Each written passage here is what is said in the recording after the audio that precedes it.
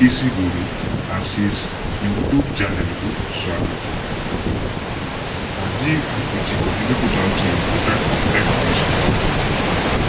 ଆଗାମୀ 24 ଘଣ୍ଟା ଓଡ଼ିଶାରେ ହେବାକୁ ଯାଉଛି ବଡ଼ ଘଟଣା।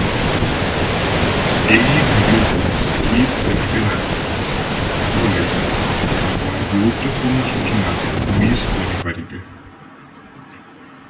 ପାଣିପାଗ ବିଭାଗ ଜାରି କରିଛି ରେଡ୍ ୱାର୍ଣ୍ଣିଂ। ଓଡ଼ିଶାକୁ ଆସୁଛି ଏକ ଭୟଙ୍କର ମହାବାତ୍ୟା, ଯାହା ଆଣିପାରେ ଭାରୀ ବର୍ଷା ଓ ଜୋର ବତାସ। ସବୁଠାରୁ ବେଶୀ ପ୍ରଭାବ ପଡ଼ିବ ଏହି 10ଟି ଜିଲ୍ଲାରେ। ଆସନ୍ତୁ ଜାଣିବା ସେହି 10ଟି ଜିଲ୍ଲା ବିଷୟରେ।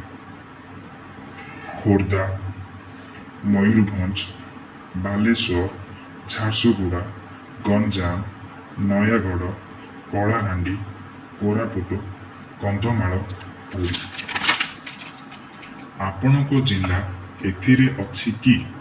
ଦୟାକରି କମେଣ୍ଟରେ ଲେଖିକି ଜଣାନ୍ତୁ। ବନ୍ଧୁମାନେ, ଏହି ବାତ୍ୟା ସାଧାରଣ ନୁହେଁ। ପବନର ଗତି ବହୁତ ବଢ଼ିପାରେ। ଗଛ ଉଖାଦି ପଡ଼ିପାରେ। ଘର ଛାଦ ଉଡ଼ିଯାଇପାରେ। ରାତି ବେଳେ ପରିସ୍ଥିତି ଆହୁରି ଭୟଙ୍କର ହେବ। ବିଜୁଳି ଓ ବନ୍ୟାର ଭୟ ମଧ୍ୟ ଅଛି।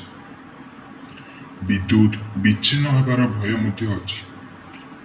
ଫୋନ୍ ସିଗ୍ନାଲ ନଥିବାରୁ କାହା ସହିତ କଣ୍ଟାକ୍ଟ କରିପାରିବେ ନାହିଁ।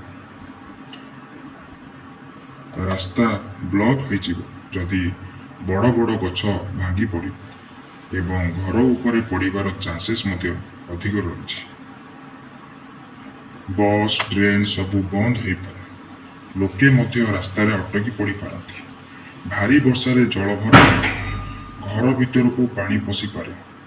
ଦୋକାନ ବନ୍ଦ ହୋଇଯିବ ଏବଂ ପିଇବା ପାଣି ମିଳିବା କଷ୍ଟକର ହୋଇଯିବ। ତାର ଭାଙ୍ଗି ପଡ଼ିଲେ କରେଣ୍ଟ ଲାଗିବ। ପାଣିରେ କରେଣ୍ଟ ରହିବ।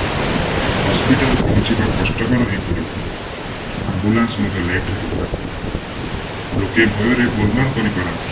ରଙ୍ଗ ଡିସିସନ୍ ନେବାର ମଧ୍ୟ ଚାନ୍ସ ବଢ଼ିଯାଏ। ସମୁଦ୍ର ଭିତରେ କିଛି ଏମିତି ଘଟୁଛି ଯାହାକୁ ବୈଜ୍ଞାନିକମାନେ ଚିନ୍ତିତ ଅଛନ୍ତି। ସବୁଠାରୁ ବଡ଼ କଥା, ଏହି ବିପଦ ଆସିବା ପୂର୍ବରୁ କେହି ଭାବିନଥିଲେ। ବନ୍ଧୁମାନେ, ଏହା ସାଧାରଣ ବାତ୍ୟା ନୁହେଁ। ଏହା ହେଉଛି ପ୍ରକୃତିର ଏକ ଭୟଙ୍କର ରୂପ। ପବନର ଗତି ଏତେ ବଢ଼ିଯିବ ଯେ ଲୋକେ ବାହାରେ ରହିବା ମଧ୍ୟ ଅସମ୍ଭବ ହୋଇପଡ଼ିବ। ତେଣୁ ବନ୍ଧୁଗଣମାନେ, ଏହାକୁ ହାଲୁକା ଭାବରେ ନେବେ ନାହିଁ। ଆପଣଙ୍କ ପରିବାର ଓ ପିଲାମାନଙ୍କ ସୁରକ୍ଷା ସବୁଠାରୁ ଜରୁରୀ। ସତର୍କ ରୁହନ୍ତୁ, ସୁରକ୍ଷିତ ରୁହନ୍ତୁ। ଅତ୍ୟାବଶ୍ୟକ କାମ ଛାଡ଼ି ବାହାରକୁ ଯିବେ ନାହିଁ। ମୋବାଇଲ ଚାର୍ଜ ରଖନ୍ତୁ। ଏହି ଭିଡ଼ିଓଟିକୁ ସମ୍ପୂର୍ଣ୍ଣ ଭାବରେ ସେୟାର କରନ୍ତୁ, ଯାହାଦ୍ୱାରା ଅନ୍ୟମାନେ ସତର୍କ ହେବେ।